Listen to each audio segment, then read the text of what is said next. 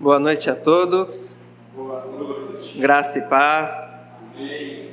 Vamos abrir a palavra do Senhor no Evangelho de Deus, segundo nos narrou Marcos.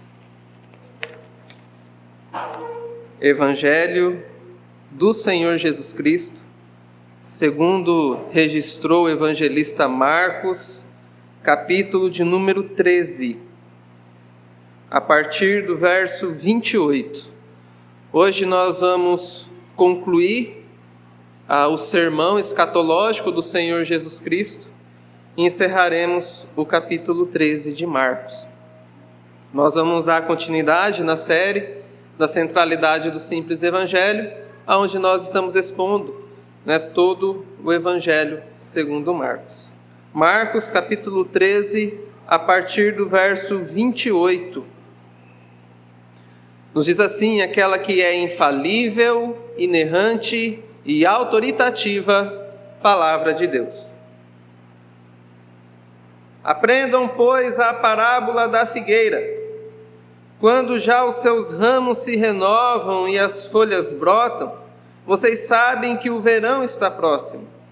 Assim também, vocês, quando virem acontecer essas coisas, saibam que está próximo às portas.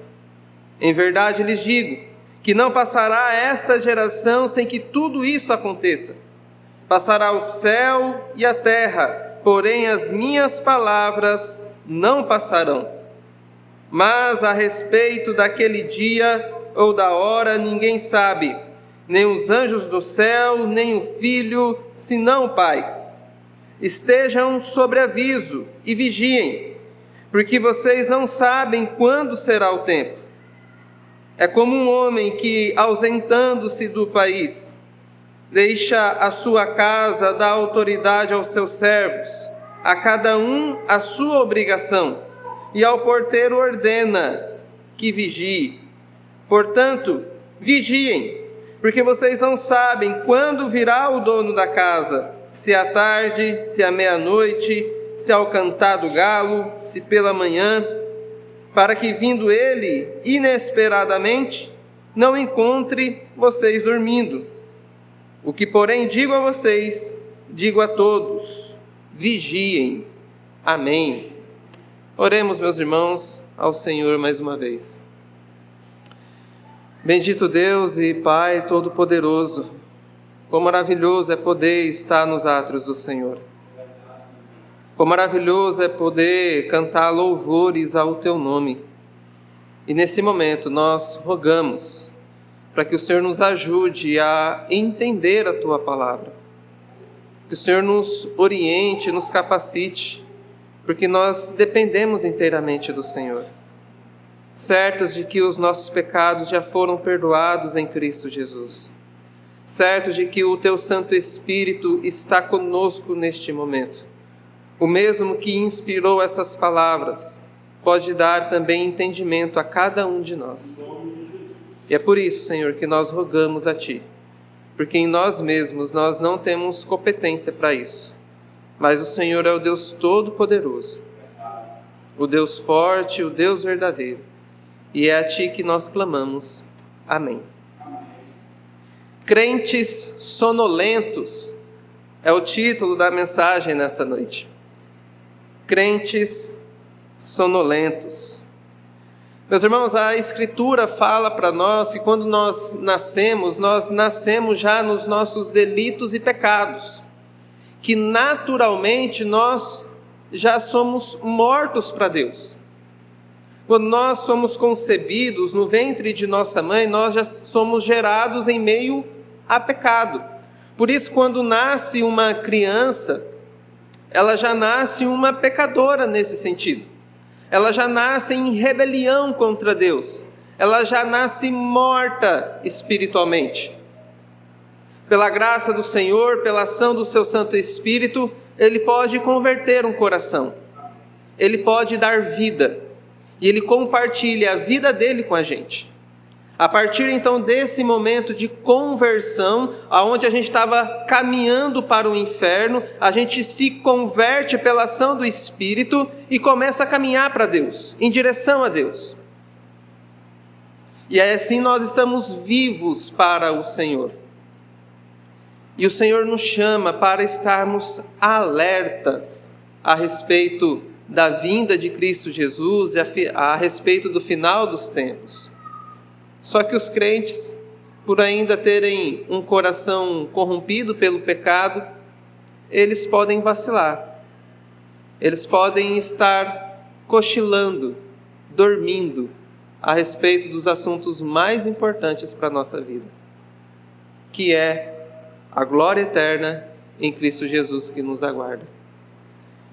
É por isso, meus irmãos, que hoje nós vamos observar duas exortações do Senhor Jesus Cristo aqui.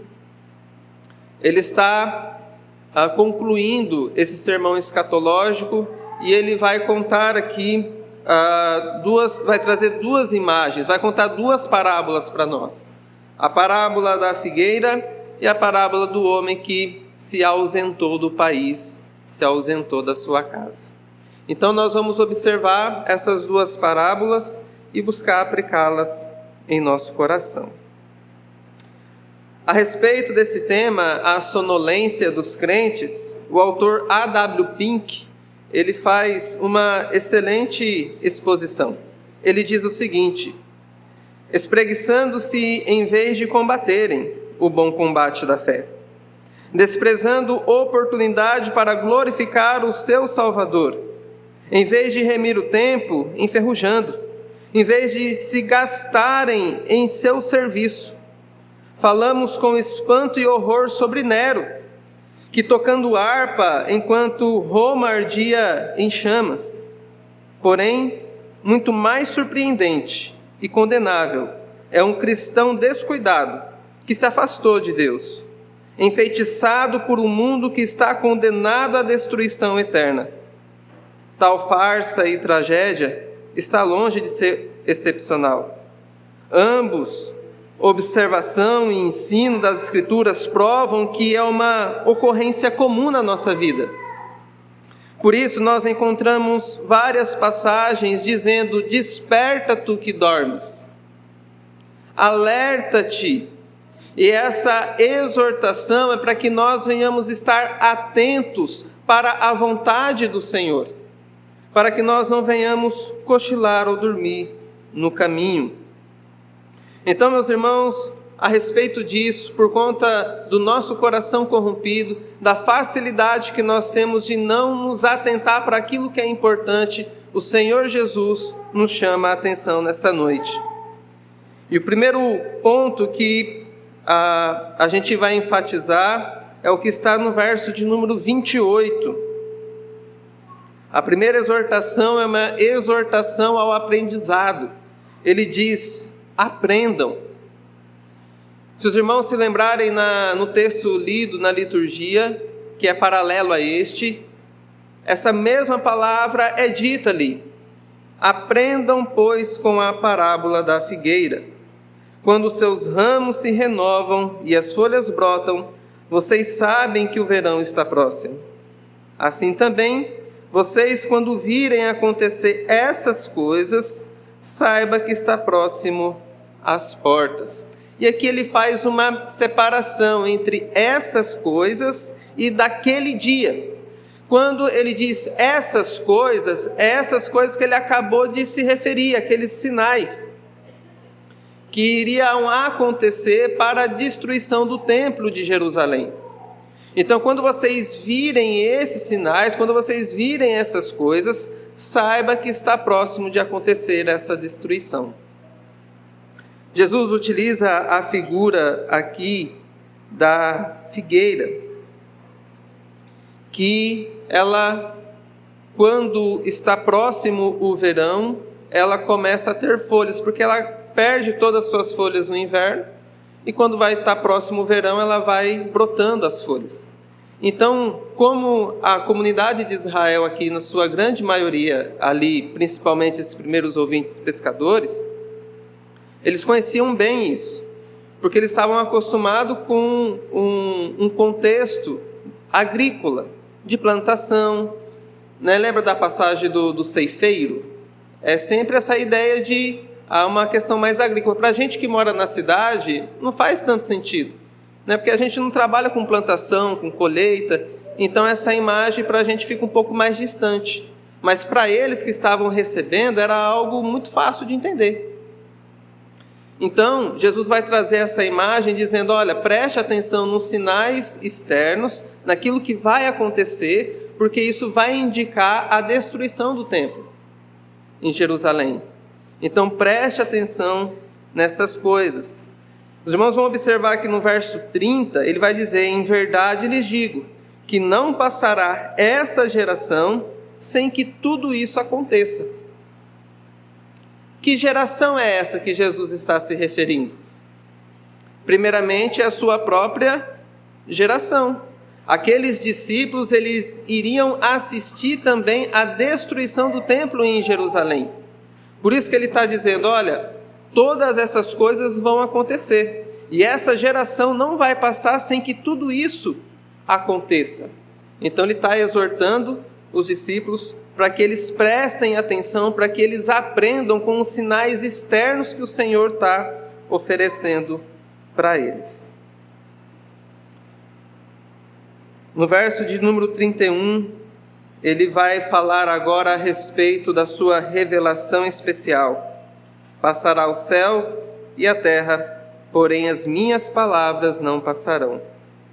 Mas a respeito daquele dia ou hora ninguém sabe, nem os anjos no céu, nem o Filho, senão o Pai.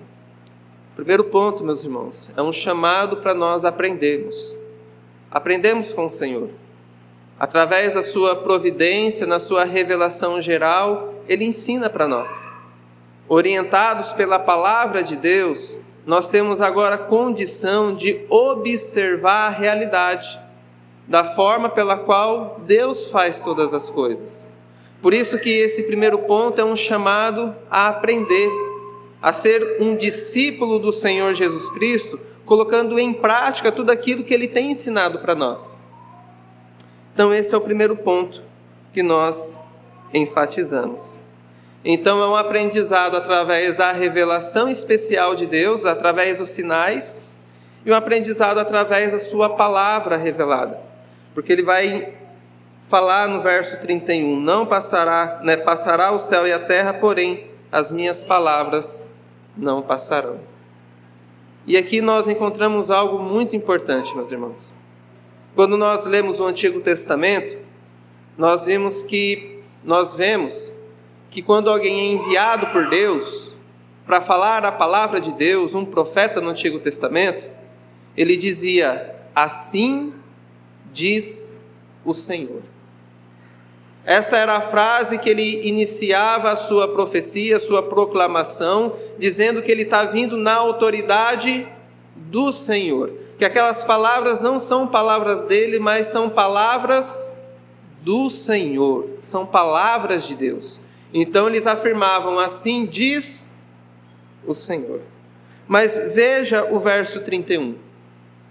Passará o céu e a terra, porém as minhas palavras não passarão. Ele faz isso, meus irmãos, para dizer que Ele é o Senhor. Ele é o profeta verdadeiro.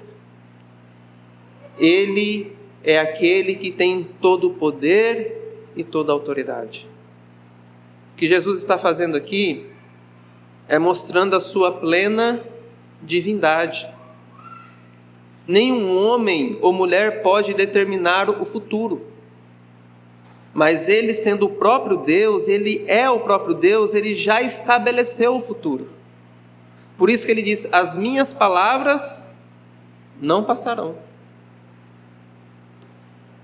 Os elementos, os fundamentos da terra, como nós já vimos nos versos anteriores, na manifestação do Senhor Jesus Cristo, eles serão abalados. O sol escurecerá, estrela cairá do céu. Desde quando você se conhece por gente, essas coisas estão lá. Qual que é a possibilidade do sol não brilhar amanhã? A gente já parte disso algo muito certo. Porque desde quando você se entende por gente, essas coisas estão lá. São coisas que para nós são inabaláveis. São coisas certas. E Jesus está dizendo, até mesmo isso pode ser mudado. E vai ser na minha manifestação. Mas a minha palavra não muda, não passa, não se transforma. Então ele tá enfatizando, todos esses sinais são por causa da minha palavra e da minha vontade. E aqui ele revela para nós a sua natureza divina como verdadeiro Deus. Só que ao mesmo tempo que ele faz isso, ele também revela para nós a sua natureza humana, que é no verso seguinte. Veja aí o verso 32. Mas a respeito daquele dia ou hora ninguém sabe, nem os anjos no céu, nem o Filho, senão o Pai. Ao mesmo tempo que ele revela a sua divindade, mostrando que ele estabeleceu o futuro e que as coisas vão acontecer por causa da sua vontade, ele também revela, olha, a respeito daquele dia e hora, ninguém sabe. E por que ele faz isso nesse momento, meus irmãos? Para revelar para nós a sua completa humanidade também. Porque ele se esvaziou da sua glória, ele se tornou um de nós. E naquela condição de humilhação, ele mostra para nós que ele estava completamente dependendo da vontade do seu Pai. Que como homem, ele também precisou viver pela fé no Deus da aliança, no Deus Todo-Poderoso, fazendo a vontade do Pai. Então aqui nós vemos a plena divindade de Cristo e a sua plena humanidade. Ninguém sabe o dia e a hora em que Cristo voltará. Claro que hoje, já ressurreto e assunto aos céus, assentado à destra de Deus Pai Todo-Poderoso, ele sabe quando resgatará a sua igreja. Mas aquele momento específico da sua humanidade, da sua humilhação, ele falou essas palavras para que nós entendamos que ele é verdadeiro homem. E que é natural do homem ter limitações. Que o homem precisa aprender. E que tem coisas que a gente não vai saber. Que está oculta em Deus. Teólogos debatem quem é que criou o mal. Existem coisas que são ocultas em Deus. A respeito da vinda do Filho do Homem, ele não quis revelar. Para que nós possamos depender inteiramente da vontade do Senhor. Jesus revela sua plena divindade, mostrando a sua autoridade, assim também a sua plena humanidade, como ele sendo o próprio homem. E o que é interessante, meus irmãos, é que mesmo Cristo revelando de uma forma tão enfática que a sua segunda vinda não foi revelado, muitas pessoas buscaram estabelecer uma data dizendo que Jesus iria retornar naquele dia. Isso aconteceu no ano 1000, onde muitas pessoas pensavam que Jesus iria voltar. Acho que muitas pessoas aqui também experimentou no ano 2000, que falou que Cristo iria voltar na virada do milênio. Então criou toda aquela angústia, era noticiário fantástico, todo mundo falando sobre isso, a volta de Jesus, e ele vai vir, não vai vir. Então as pessoas gostam desses assuntos, gostam de colocar data. Tem até denominações que já colocaram isso. O Adventismo do sétimo dia, ele nasceu por conta disso, que anunciava que Jesus Cristo iria voltar por volta do ano de 1844. E o que aconteceu? Uma grande frustração, porque o dia e a hora ninguém sabe, mas eles disseram, não, vai voltar nesse dia. Aí como não voltou, tem que dar uma explicação. Errou a data, é o ano que vem não vem de novo. Aí não é que ele não voltou, ele voltou, mas de uma forma espiritual. É que ninguém viu. Ele saiu do lugar santo e foi para o lugar santo dos santos, realizar o juízo investigativo. É assim que os adventistas acreditam. Você tem também as testemunhas de Jeová, que afirmaram a volta do Senhor Jesus Cristo, e eles têm muitas datas.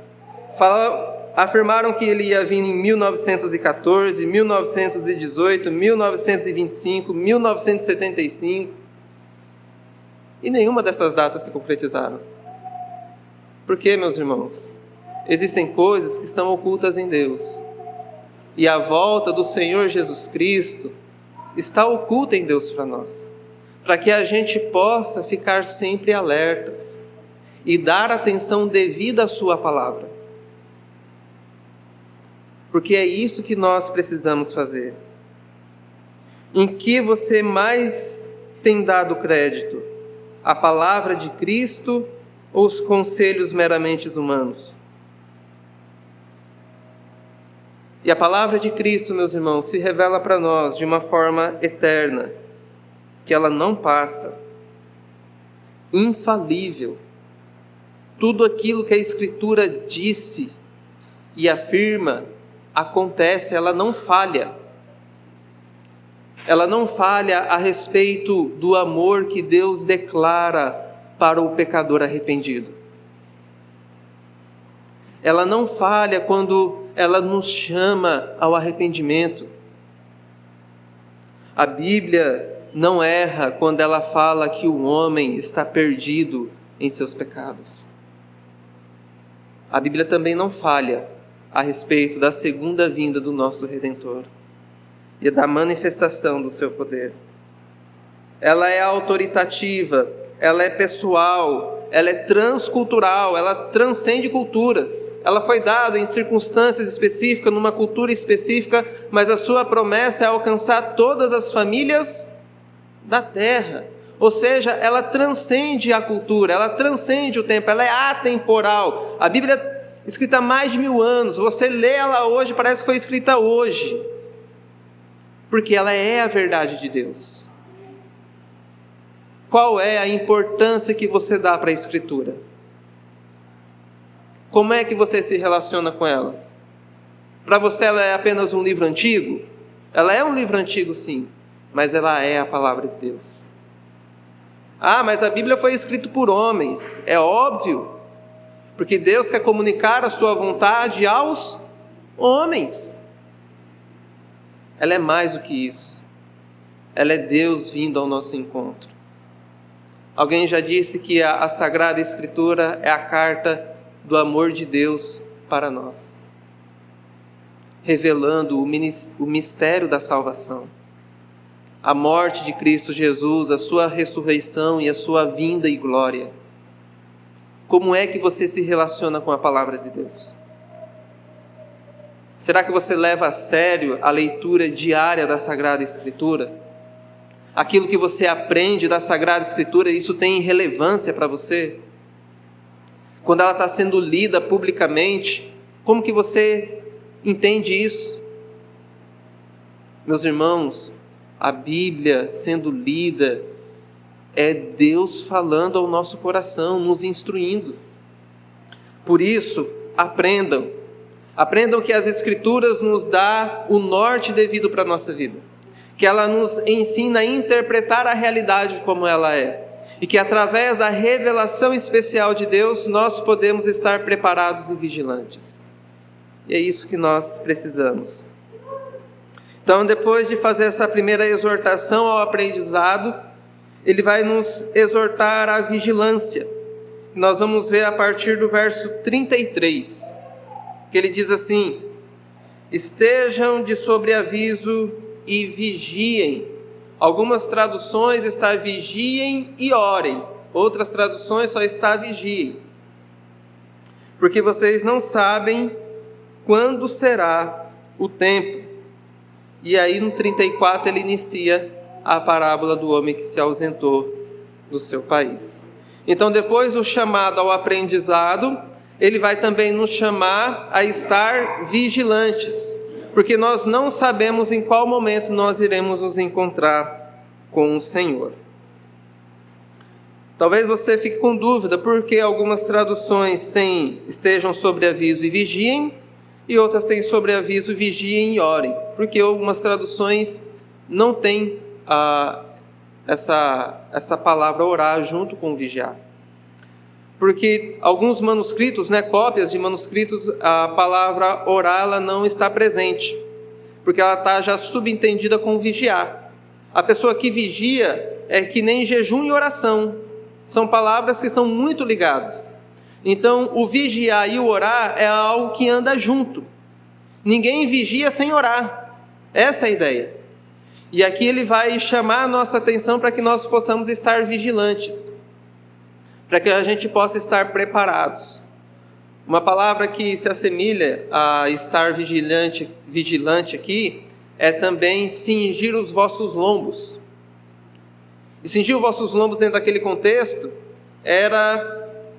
as pessoas vestiam aquelas roupas compridas, aqueles vestidos longos, e para trabalhar eles puxavam o vestido e amarravam um pouco na cintura, para as canelas ficar mais livre para o serviço. O que para a gente seria arregaçar a manga. É a mesma coisa, vai lavar uma louça lá na cozinha, para não molhar, arregaça a manga. Arregaçar a manga para sair para o trabalho. Então é você estar preparado, você está pronto. Essa é a ideia que ele traz para a gente. Vocês, com a palavra do Senhor, com toda a revelação que vocês têm que estar preparados para encontrar-se com Deus Todo-Poderoso. Então preste atenção, não durma no ponto, fiquem sobre aviso. É o mesmo de estar vigilante em oração. E o que é interessante nessa parábola que Jesus vai contar é que ele sabe que ele vai se ausentar da presença ali dos seus discípulos, que ele vai retornar para a casa do Pai, preparar morada para nós. E ele conta a seguinte parábola: é como um homem se ausentando do seu país. Quem é este homem? É o próprio Senhor Jesus Cristo. E ele diz: deixa a sua casa e dá autoridade aos seus servos. O que ele concedeu a cada um dos servos? A autoridade.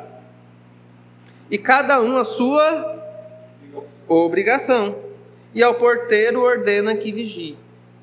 Então veja que Jesus, ao subir aos céus, ele deu autoridade para todos nós, como seus servos. E cada um ele deu uma obrigação. Então, enquanto o Senhor não vem, enquanto os sinais não se intensificam e aparecem, o que nós devemos fazer? As nossas obrigações com a autoridade que Deus dá. Essa é a ideia. Principalmente a vigilância. E ao porteiro ele ordena, veja que não é uma opção, é uma ordenança, ele ordena que vigie. No verso 35 em diante ele diz: portanto vigiem porque vocês não sabem quando virá o dono da casa, se à tarde, se à meia-noite, se o cantar do galo, se pela manhã, para que vindo ele inesperadamente não encontre vocês dormindo. O que, porém, digo a vocês, digo a todos: vigiem. Embora todos nós temos as nossas obrigações, é dever de todos nós sermos vigilantes. E como é, meus irmãos, estar vigilante? Estar vigilante, meus irmãos, não é andar ansioso com coisa alguma. Estar vigilante é dar atenção devida às palavras de Cristo e sermos conduzidos pelo Espírito Santo. A oração, ela está intimamente ligada à vigilância, porque é através da oração que nós nos recorremos ao Senhor, pedindo para que Ele nos dê a condição necessária para estarmos sempre vigilantes, para estarmos em oração, para estarmos em santificação. Se os irmãos se lembrarem de Israel,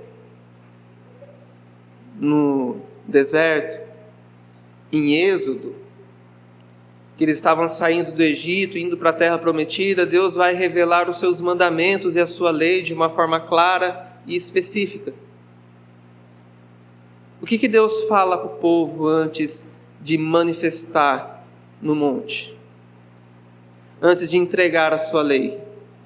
Santifique-se hoje, porque amanhã vocês verão o Senhor. Então esse encontro pactual, esse encontro dos servos do Senhor com o seu Senhor, os servos eles têm que se preparar para isso. Eles têm que estar alerta, eles têm que estar, a vigilância, essa preparação, ele está preparado para se encontrar com Deus. Por isso que, como que nós se preparamos? Nos santificando. Como que nós nos preparamos? Fazendo tudo para a glória do Senhor. Houve na história um pastor, teólogo, estadista, holandês, chamado Abraham Kuyper. E fizeram a pergunta para ele: se você soubesse que Jesus viria amanhã, o que você faria hoje? A resposta dele foi a seguinte: eu iria para o parlamento e faria o meu trabalho para a glória de Deus. Ou seja, ele vai fazer as suas obrigações diárias. Com a força que Deus dá, com a autoridade que Deus dá, ele vai fazer isso para a glória de Deus. E assim deve ser também o nosso comportamento, orientados pela palavra de Cristo, com a autoridade que Ele dá, fazer as nossas obrigações. Então, meus irmãos, que nós venhamos aprender com essas parábolas. Estarmos sempre vigilantes, em comunhão com Cristo e em santificação para nos encontrarmos com o Senhor. Se você soubesse que o Senhor Jesus Cristo viria nessa noite, ou amanhã pela manhã, o que você iria fazer hoje? Se você soubesse que iria se encontrar com o seu Senhor, qual seria a sua atitude? É assim que Deus ordena a nossa maneira de viver, estarmos sempre em alertas e atenção. Caminhando aqui, meus irmãos, para o final, vamos fazer algumas considerações. E a primeira delas é que Jesus não está preocupado em satisfazer as curiosidades dos últimos dias. Ele não está preocupado em responder detalhes de como será a sua segunda vinda, em satisfazer as curiosidades do momento. Mas ele está preocupado em preparar os crentes para a grande tribulação que eles iriam ali enfrentar em Jerusalém. Para que nós possamos estar firmes, confiando na sua palavra. Por meio de uma parábola, Jesus nos conclama a seguir o seu exemplo, de confiar no calendário misterioso de Deus. É Deus quem determina todos os dias. E nós somos chamados a viver nessa confiança. Deus estabeleceu o dia do nascimento e o dia da morte. Deus estabeleceu cada momento da nossa vida. E nós somos chamados a confiar na provisão e no cuidado paternal do nosso Deus. Nós somos chamados a viver única e exclusivamente pela fé, assim como o nosso Salvador Jesus Cristo. E a pergunta, meus irmãos, que eu faço para vocês nessa noite, e para você especificamente, você está preparado para se encontrar com o Senhor? De fato, você tem preparado o seu coração, a sua mente para encontrar-se com Cristo Jesus? Tem buscado viver uma vida de santidade, uma vida de temor, de obediência, entendimento da palavra? Você está preparado para se encontrar com aquele que fez os céus e a terra, o mar e tudo que neles há? Nós devemos nos preparar, meus irmãos. Porque as Escrituras nos diz que a volta do Senhor, o dia do Senhor, está mais próximo de quando nós cremos primeiramente. O dia do Senhor se aproxima. E nós iremos nos encontrar com Ele. E eu vou concluir, meus irmãos, a mensagem nessa noite citando o texto de Amós, profeta Amós, no capítulo 4, no verso 12, ele diz: prepara-te, ó Israel, para encontrar-te com o teu Deus. É um chamado, meus irmãos, para estarmos vigilantes, em constante oração, buscando conhecer cada vez mais o nosso Senhor, para que quando Ele manifestar-se em glória, nós possamos ouvir: bem-vindos, benditos de meu Pai. Que nós possamos ansiar estar juntos com Cristo. Que possamos orar como termina o livro de Apocalipse: Maranata, vem Senhor Jesus Cristo. Que possamos verdadeiramente, meus irmãos, dar crédito à palavra de Cristo, à sua revelação especial. Que buscamos orientar a nossa vida de acordo com a palavra de Deus. Amém?